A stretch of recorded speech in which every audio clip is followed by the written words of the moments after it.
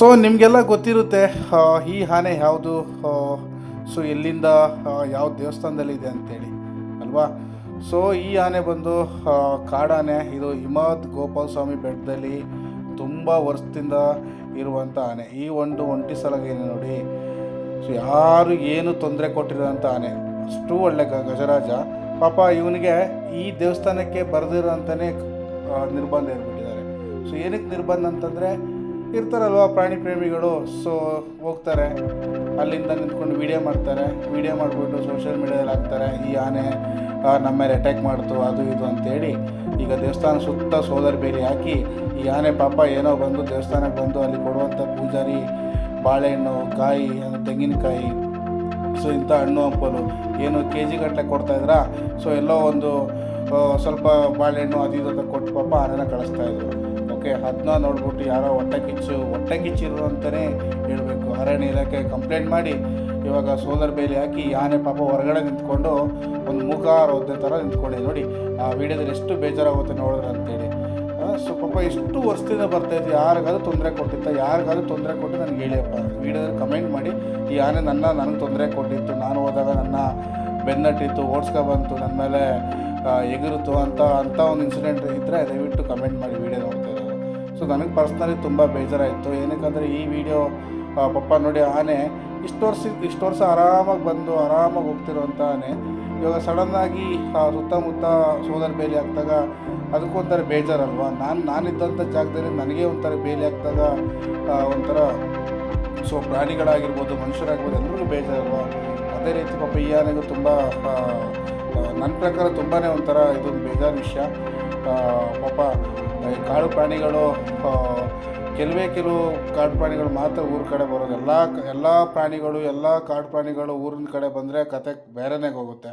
ಅದೇ ರೀತಿ ಈ ಆನೆನೂ ಕೂಡ ಬಂದು ಆರಾಮಾಗಿ ಯಾರೂ ತೊಂದರೆ ಕೊಡ್ತಾರೆ ದೇವಸ್ಥಾನಕ್ಕೆ ಬಂದು ಅಲ್ಲಿ ಸುತ್ತ ತಿರುಗಾಡಿ ಅಲ್ಲಿ ಕೊಡುವಂಥ ಕಾಯಿ ಹಣ್ಣೆಲ್ಲ ತಿನ್ಕೊಂಡು ಆರಾಮಾಗಿ ಹೋಗ್ತಿರೋಂಥ ಆನೆಗೆ ಸುಮ್ಮನೆ ಯಾರೋ ಒಬ್ಬರು ಕಿಡಿಗೇಡಿಗಳಂತ ಹೇಳ್ಬೇಕು, ಕಿಡಿಗೇಡಿಗಳೇ ಬಂದು ಮಾಡಿರೋವಂಥದ್ದು. ಈ ಆನೆ ಬಂದು ಯಾರ ಮೇಲೆ ಅಟ್ಯಾಕ್ ಮಾಡೋಕ್ಕೆ ಬಂದಿಲ್ಲ. ನಿಮ್ಗಳು ಅಂತಂದರೆ ಯಾರು ಇದಕ್ಕೆ ತೊಂದರೆ ಕೊಡೋಕೆ ಹೋಗ್ತಾರೆ ನೋಡಿ, ಅವ್ರ ಮೇಲೆ ಎಲ್ಲಾದರೂ ಓಡಿಸಿರೋದೆಲ್ಲ ಕಾಮನು. ಅಯ್ಯೋ ನನಗೇನೋ ಮಾಡ್ಬಿಡ್ತಾರೆ ಅದು ಇದು ಅಂತೇಳಿ. ಅಷ್ಟು ವರ್ಷ ಬರ್ತಿರೋಂಥ ಆನೆ.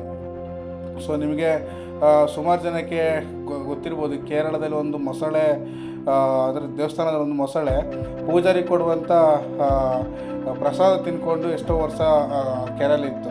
ಸೊ ಅಷ್ಟು ಟ್ರಸ್ಟ್ ಮಾಡಿ ಆ ಮೊಸಳೆನೇ ಇಟ್ಕೊಂಡಿರ್ಬೇಕಾದ್ರೆ ಈ ಆನೆ ಯಾರಿಗೆ ತೊಂದರೆ ಕೊಡ್ತಾಯಿತ್ತು? ಆದರೂ ಮಾವುತರೇನು ಡೈರೆಕ್ಟಾಗಿ ಕೊಡ್ತಾಯಿದ್ದಾರೆ, ಅವಾಗ ಏನು ಕೊಡ್ತಾ ಇರಲಿಲ್ಲ. ಅವರು ಜಸ್ಟ್ ಬಂದು ಆನೆ ಸೊಂಡ್ಲಾಗ್ತಾಯಿತ್ತು, ಅಲ್ಲಿಗೆ ಬಾಳೆಹಣ್ಣು ಕಾಯಿ ಏನೋ ಕೊಟ್ಟು ಪಾಪ ಅದ್ರ ಬಾಳೆ ಕಳಿಸ್ತಾಯಿದ್ರು ಅಷ್ಟೇ. ಅಷ್ಟು ಒಂದು ಒಡನಾಟ ಇರುವಂಥ ಆನೆ ದೇವಸ್ಥಾನಕ್ಕೆ ಇವಾಗ ಏಕಾಏಕಿ ಸುತ್ತ ಸೋಲಾರ್ ಬೇಲಿ ಹಾಕ್ಬಿಟ್ಟಿದ್ದಾರೆ. ಪಾಪ ಆನೆ ಬರೋಕ್ಕೆ ಆಗೋದಿಲ್ಲ. ತುಂಬ ಬೇಜಾರು ವಿಷಯಗಳು. ನಮಗಂತೂ ಏನಕ್ಕೆ ಬೇಜಾರಂತ, ನಾವು ಮೊದಲನೇ ಆನೆಗಳಂತಂದರೆ ತುಂಬ ಪ್ರಾಣ ನಮಗೆ. ಅದರಲ್ಲಿ ಇಂಥ ಒಂದು ಇನ್ಸಿಡೆಂಟೆಲ್ಲ ನೋಡಿದ್ರೆ ಬೇಜಾರಾಗುವಂಥದ್ದು ತುಂಬಾ ಅನಿಸ್ಬೋದು. ಸೊ ಹಾಗೆ ಸೊ ಈ ಆನೆ ಮತ್ತು ಒಂದು 45-50 ವರ್ಷ ಇರ್ಬೋದು.